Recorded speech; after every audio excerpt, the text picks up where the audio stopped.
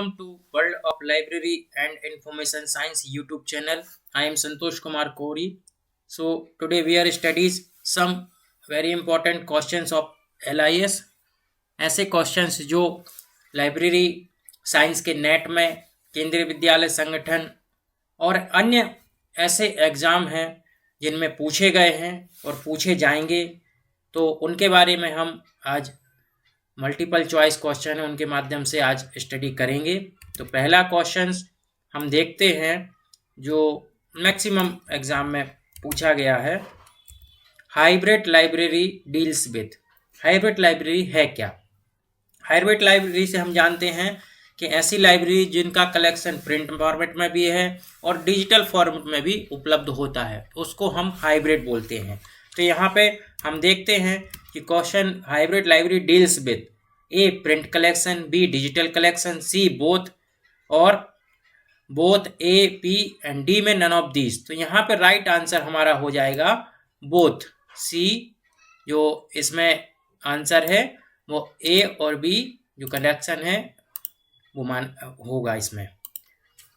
अब हम next question के जाएंगे।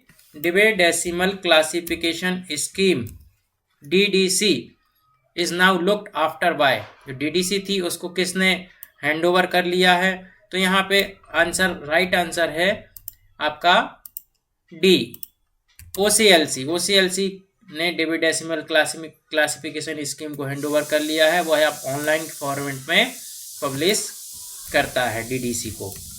उसके बाद हम नेक्स्ट क्वेश्चन देखें तो यहाँ पे क्वेश्चन आया है which types of books should be beaded in library. हमें कौन सी प्रकार की बुक्स को अपनी लाइब्रेरी से हटाना चाहिए? तो पहला ऑप्शन है सुपरसीड एडिशंस, थिजॉरस, डिक्शनरी, इंसाइक्लोपीडियाज। तो हम जानते हैं कि थिजॉरस जो हमारे होते हैं डिक्शनरीज के जैसे होते हैं, उसमें एक वर्ड्स का मीनिंग्स और उससे सिनोनिम्स, एंटोनिम्स वगैरह दिए रहते हैं, तो वो थिजॉरस कहलाता है। डिक्शनरी की बात करें तो डिक्शनरीज में हम अल्फ़ाबेटिकल डिक्शनरीज होती हैं, आपकी बहुत सारी अलग अलग सब्जेक्ट्स की डिक्शनरीज होती हैं, अलग अलग टर्म्स की डिक्शनरीज होती हैं। इंसाइक्लोपीडियाज की बात करें तो इंसाइक्लोपीडिया एक हमारा देखते हैं ग्रंथ है जिसमें हर प्रकार के मीनिंग का, वर्ड्स का अर्थ दिया होता है, उससे संबंधित परिभाषा भी दी होती है। तो ये हम तीनों चीज़ें जानते हैं। अब सुपरसीड एडिशंस हम उसको देखेंगे तो ऐसी बुक्स जो उपयोग में नहीं आती हैं, फट गई हैं या चलन से बाहर हो गई, तो उनको हम सुपरसीड एडिशंस बोलते हैं। तो इनको ही हम यहाँ से बीड आउट करेंगे।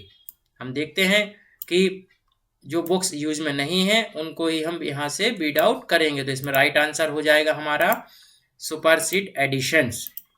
हम नेक्स्ट क्वेश्चन की तरफ आगे बढ़े तो हमारा क्वेश्चन ये बहुत ही इंपॉर्टेंट क्वेश्चन है, कई बार पूछा गया है कि standard size of catalogue card. Standard size of catalogue card, जो एक कैटलॉग कार्ड जो हमारा बनता है, जो फिजिकल फॉर्मेट का जो कैटलॉग कार्ड बनता है, उसकी स्टैंडर्ड साइज क्या है? तो उसका राइट आंसर है 12.5 सेंटीमीटर टू 7.5 सेंटीमीटर। जो इसका निश्चित पैमाना है उसी के तहत इसको बनाया जाता है। अब हम आगे बढ़ें तो हमारा अगला क्वेश्चन है library of Congress classification system divide human knowledge into. जो लाइब्रेरी ऑफ कांग्रेस का जो क्लासिफिकेशन सिस्टम है उसमें ह्यूमन नॉलेज को कितने भागों में विभक्त किया गया है? तो यहाँ पे राइट आंसर होगा 21 मेजर क्लासेस में इन्होंने अपना जो लाइब्रेरी ऑफ कांग्रेस का क्लासिफिकेशन सिस्टम है उसको बनाया हुआ है। उसके बाद हम जाए आगे क्वेश्चन देखें तो book delivery of book public library act. जो हमारा delivery of book public library act है वो किस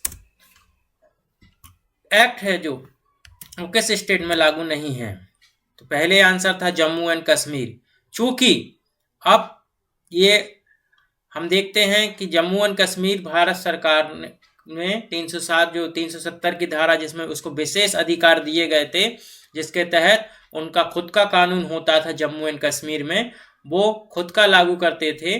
परंतु अब जो हमारी 370 धारा हटा दी गई है, तो अब हमारे भारत सरकार के द्वारा यहाँ पे इम्प्लीमेंट हमारा बुक लाइब्रेरी एक्ट हो गया है। तो पहले क्वेश्चन इस टाइप से पूछा जाता था, परंतु अब ये क्वेश्चन यहाँ से हटाना जरूरी है क्योंकि ये हमारे भारत में लागू हो गया है। हाँ, उसमें लिखा होता बिफोर 370 300 धारा जो 300 सेक्शन 370 के तहत के पूर्व, तो वहां पे हमारा राइट आंसर जम्मू कश्मीर होता, क्योंकि जम्मू कश्मीर को 370 धारा जो हटाई गई थी उसके आधार पर भारत सरकार में वो भारत सरकार के जो एक्ट है उनको लागू किया जाता है। अब हमारा नेक्स्ट क्वेश्चन है, who invented the world wide web? जो WWW जो हम बोलते हैं वर्ल्ड वाइड वेब, जिसका फुल फॉर्म ये कई बार क्वेश्चन पूछा जाता है, इसको किसने बनाया था? तो यहाँ पे आंसर होता है, राइट आंसर टिम बर्नर्स-ली। ये तो सभी को एक कॉमन सा क्वेश्चन है, सभी लोग जानते हैं। अब हम उसके बाद बात करें, इसमें है टिम बर्नर्स-ली, हमारे टिम बर्नर्स-ली के द्वारा इनको WWW को बनाया गया है। अब हमारा नेक्स्ट क्वेश्चन हम आगे बढ़ें तो हम देखते हैं, अकॉर्डिंग टू रंगनाथन, जो हमारा नेक्स्ट क्वेश्चन है, according to Ranganathan many collections lose its relevance to how many years? हमें कितने सालों के बाद हमें अपने कलेक्शन से जो किताबें उनको हटाना चाहिए या गुम गई हैं उनको हटाना चाहिए? तो हम देख सकते हैं यहाँ पे 20 साल डॉक्टर एस आर रंगनाथन के अनुसार उन किताबों को अपने कलेक्शन से हटा देना चाहिए, क्योंकि किताबों की भीड़ भी लाइब्रेरी में रहती है, तो हमारा जो एक्चुअल मटेरियल, जो उपयोगी मटेरियल होता है वो छिप जाता है। तो उसके लिए हमें समय समय पे बुक्स को वीड आउट करना जरूरी होता है। अब हम बात करते हैं, annual withdrawals from collection should average the at least how many % of the total? जो हमारी टोटल कलेक्शन है, हमारी लाइब्रेरी का टोटल कलेक्शन है, उसमें से हम कितने % तक बुक्स को अपनी लाइब्रेरी से विड्रॉल कर सकते हैं? तो यहाँ पे हम राइट आंसर देखेंगे, इसमें 5% तक जो किताबें हैं उनको हम अपने कलेक्शन से हटा सकते हैं। अब हम बात करते हैं standard size of catalogue in inches में अगर क्वेश्चन पूछा जाए, यहाँ पे दो ध्यान रखने वाली बात होती है, इंचेस में भी पूछ सकते हैं और सेंटीमीटर में भी क्वेश्चंस पूछ सकते हैं। तो यहाँ पे हम राइट आंसर होता है ए, 5 इंचेस टू 3 इंचेस, जिसमें राइट आंसर कैटलॉग का इंच में यहाँ पे साइज दी हुई है। अब हम बात करें इफ्ला का जो हेड क्वार्टर है वो कहाँ पर व्यवस्थित है, अभी स्थित है? तो इसका राइट आंसर है हमारा नीदरलैंड द हैग में इफ्ला का हेड क्वार्टर स्थापित है। जो international federation of library association, IFLA जो फुल फॉर्म है इसका, वो द हैग में इसका हेड ऑफिस है। अब हम बात करते हैं ILA का हेड ऑफिस कहाँ पे स्थापित है? ILA जो इंडियन लाइब्रेरी एसोसिएशन, उसका हेड क्वार्टर कहाँ पे स्थित है? तो उसका राइट आंसर है दिल्ली। हम सभी जानते हैं कि ये क्वेश्चन भी कई बार पूछा गया है। अब नेक्स्ट आगे बढ़ते हैं हम, तो हम देखते हैं कि द वर्ड है आर्काइव्स। जो आर्काइव्स वर्ड है वो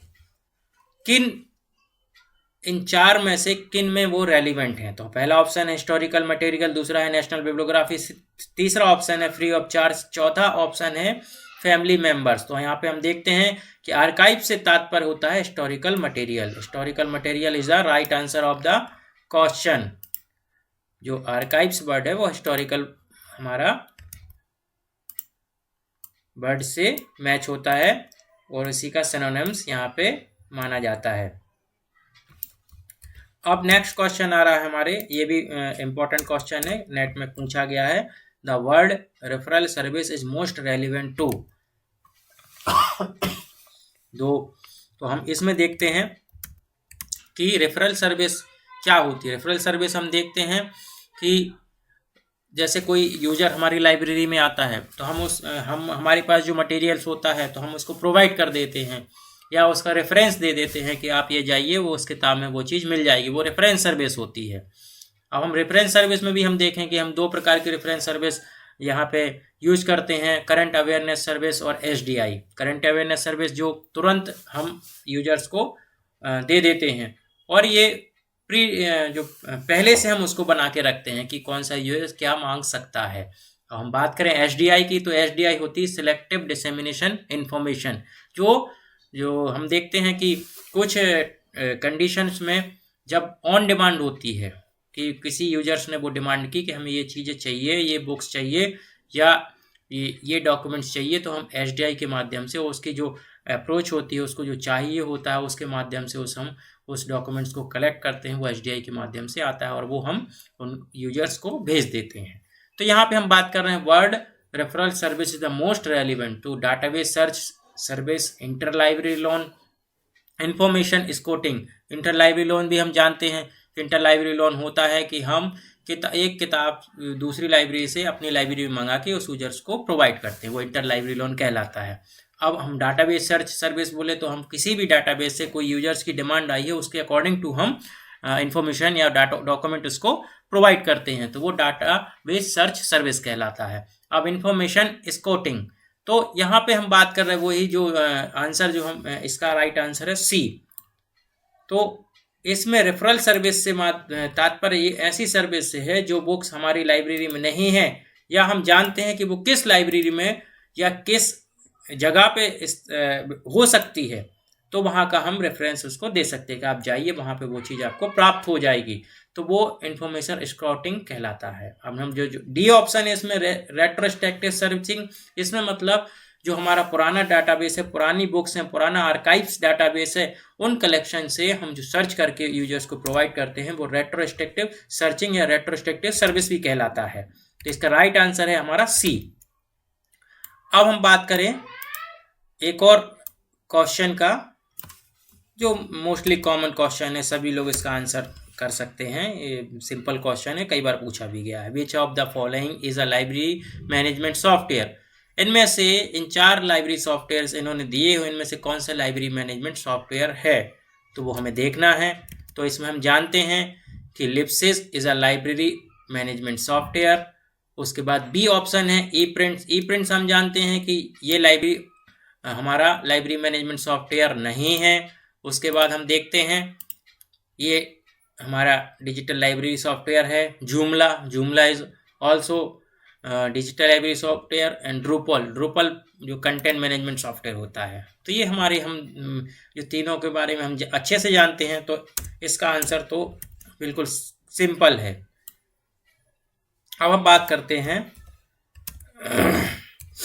विच of the following is an open source software. So open source software क्या होता है पहले हमें मालूम होना चाहिए। हम पढ़े हुए हैं कि ओपन सोर्स सॉफ्टवेयर ऐसे सॉफ्टवेयर होते हैं जो हमें फ्री ऑफ कॉस्ट प्राप्त होते हैं, परंतु इनमें हमें सोर्स कोड प्रोवाइड किया जाता है जिसके अकॉर्डिंग हम अपने अनुसार उस सॉफ्टवेयर को परिवर्तित कर सकते हैं। So that is a right answer.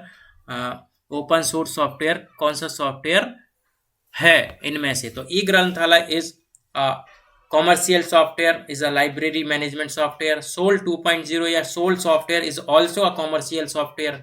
and Lipsys 7 and Lipsys जो भी नया एडिशन है Lipsys software is also a commercial software. Now right answer is C because Koha is a open source software. So worldwide में हम libraries में देखेंगे तो कोहा का इस्तेमाल सबसे ज़्यादा हो रहा है। ये ओपन सोर्स सॉफ्टवेयर है, कोई भी इसको आसानी से डाउनलोड करके उसमें थोड़ा सा परिवर्तन करके यूज कर सकता है। यहाँ पे ये लाइब्रेरी मैनेजमेंट सॉफ्टवेयर भी है कोहा। ठीक है, अब हम आगे बढ़ते हैं। नेक्स्ट क्वेश्चन जो हमारा आ रहा है, which of the following is a secondary source of information. इन जो हमारे ऑप्शंस दिए हुए हैं इनमें से सेकेंडरी सोर्स ऑफ इंफॉर्मेशन क्या है? So we are know very well what is a primary source of documents, secondary source of documents and tertiary source of documents. we are know very well because हम लोग बीले में पढ़े हुए हैं कि primary source क्या है, यहाँ पे जर्नल है। जो ए ऑप्शन है, journal is a primary source. क्यों जर्नल्स को प्राइमरी सोर्स इसलिए बोलते हैं क्योंकि उसमें नई इन्फॉर्मेशन, नेसेंट इन्फॉर्मेशन पब्लिश होती है। हम बी ऑप्शन में जाए तो टेक्स्ट बुक, टेक्स्ट बुक जो हमारी बुक्स होती हैं, ये बहुत सारी बुक्स में से जो निकलते हैं उसमें से चैप्टर्स लिखे रहते हैं, तो ये यहाँ पे सेकेंडरी बुक है। सेकेंडरी जो हमारा इंफॉर्मेशन सोर्स है बी है। अब हम बात करते हैं bibliography. Bibliography, so C option is a tertiary source. जो बिब्लियोग्राफी सेकेंडरी सोर्स होता है उसकी भी बिब्लियोग्राफी बनती है, so that it called a tertiary source. So now चौथा जो ऑप्शन है हमारा बिब्लियोग्राफी। बिब्लियोग्राफी भी हम देखते हैं कि ये टर्सरी सोर्स में माना जाता है, क्योंकि ये किताबों की भी हो सकती है, जर्नल्स की भी हो सकती है। तो ये यहाँ पे हम सेकेंडरी सोर्स की बात करें तो यहाँ पे सेकेंडरी सोर्स हमारा जो ऑप्शन है, जो आंसर है वो रहेगा बी। बी यहाँ पे हमारा राइट आंसर है। अब हम बात करें नेक्स्ट हमारे क्वेश्चंस की, तो हम आगे बढ़ते हैं। तो हम देखते हैं कि ये क्वेश्चन है फर्स्ट जनरेशन कंप्यूटर यूज। जो हम देख रहे हैं कि हमारे पुस्तकालय विज्ञान में कंप्यूटर का इस्तेमाल हो रहा है, हमारे लाइब्रेरियंस की पोस्ट में भी हमारा क्वेश्चंस पूछे जाते हैं। कंप्यूटर्स का पार्ट ही है, 10 क्वेश्चंस केंद्रीय विद्यालय में कंप्यूटर्स से आएंगे, तो इसमें जो मिक्स क्वेश्चंस है उसमें हम धीरे धीरे इसको साथ में समाहित कर रहे हैं। तो हम देख रहे हैं फर्स्ट जनरेशन कंप्यूटर यूजर्स। जो फर्स्ट जनरेशन का जो कंप्यूटर है उसमें क्या इस्तेमाल होता था, तो हम देखते हैं कि यहाँ पे फर्स्ट जनरेशन के कंप्यूटर्स में वैक्यूम ट्यूब्स का उपयोग होता था। इसका राइट आंसर है डी। फर्स्ट जनरेशन में vacuum tube, then transistor, then microprocessor. तो इस प्रकार से अलग अलग जनरेशन्स कंप्यूटर्स की हैं और उन क्या क्या इस्तेमाल हुए हैं उसके बारे में भी हम आगे के वीडियोज़ में पढ़ेंगे। जब कंप्यूटर का जो पार्ट्स मैं आपको पढ़ाऊंगा तो वो चीज़ें आपको बताएंगे। नेक्स्ट क्वेश्चन है हमारा सेमन्स एंड वीवर्स। सेमन्स एंड वीवर्स जो कि हम सब जानते हैं, बिकॉज लाइब्रेरी साइंस के स्टूडेंट सेमन्स और वीवर्स के बारे में ना पढ़ें तो हो ही नहीं सकता। तो हम देखते हैं कि सेमन्स एंड वीवर जो हैं उन्होंने जो रिलेटेड काय से थे, वो किस चीज़ से रिलेटेड थे, ये क्वेश्चन आया है। तो यहाँ पे हम देखते हैं राइट आंसर है सी, मैथमेटिकल थ्योरी ऑफ इंफॉर्मेशन। इन्होंने मैथमेटिकल थ्योरी ऑफ इंफॉर्मेशन दिया था। कम्युनिकेशन में भी इनका बहुत ही अच्छा योगदान है। तो इस प्रकार हम देख रहे हैं कि ये 20 क्वेश्चंस की सीरीज़ है जो इस वीडियोस के माध्यम से आपको पढ़ने के लिए है। नेक्स्ट वीडियोस में भी हम 20 क्वेश्चंस लेंगे। Thank you.